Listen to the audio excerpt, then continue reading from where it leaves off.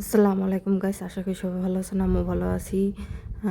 আজকে দুপুরে কি রান্না করব কি তাই ভাবলাম আপনাদের সাথে শেয়ার করি। পুরো ভিডিওটি দেখার জন্য সাথেই থাকুন। এই তো আমি আজকে চিংড়ি মাছ দিয়ে দন্দল দিয়ে আলু দিয়ে রান্না করব আর ইলিশ মাছের ডিম ভুনা করব।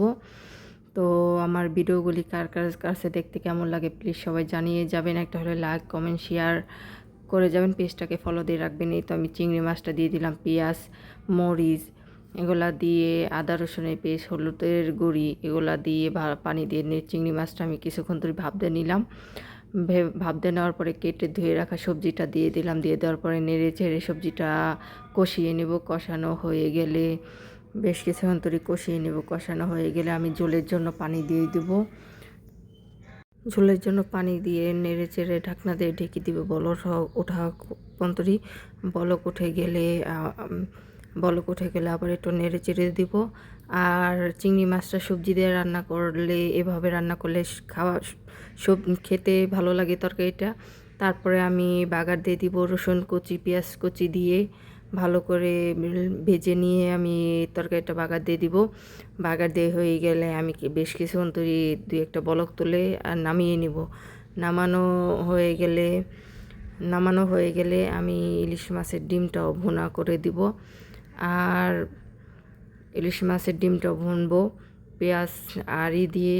আর ইলিশ মাছের ডিমটাও আমি এভাবে ভুনা করি। এভাবে ভুনা করলে ডিমটা খুব ভালো লাগে খেতে।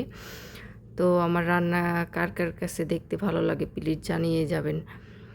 এই তো আমার চিংড়ি মাছের তরকারিটা রান্না শেষ। এখন আমি ইলিশ মাছটা ভুনা করে দিব। মাছের ডিমটা কড়াইতে তেল বসিয়ে দিলাম। তেল দেওয়ার পরে পেঁয়াজ মরিচ কুচিটা দিয়ে দিলাম, স্বাদ মতো লবণ দিয়ে দিলাম। ভালো করে বাদামি কালার করে ভেজে নিব। ভালো করে ভেজে নিব।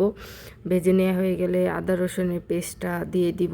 দেওয়া হলে আদা রসুন পেস্টটা ভাজা হয়ে গেলে আমি এখানে কষানোর জন্য পানি দিয়ে দেব। পানি দেওয়ার পরে আমি মরিচের গুঁড়ি হলুদের গুঁড়ি এগুলো দিয়ে ভালো করে কষিয়ে নেব। কষানো হয়ে গেলে ভালো করে কষিয়ে নেব তেল ছাড়া পন্তরি। কষানো হয়ে গেলে আমি মাছের ডিমটা দিয়ে দিব। আর মাছের ডিমটা আমি একটু হাত দিয়ে ভেঙে দিছি, তাহলে পেঁয়াজের সাথে মিশে যাবে। ভেঙে দেওয়ার পরে মাছের ডিমটা দেওয়ার পরে ভালো করে নেড়ে চেড়ে নিলাম।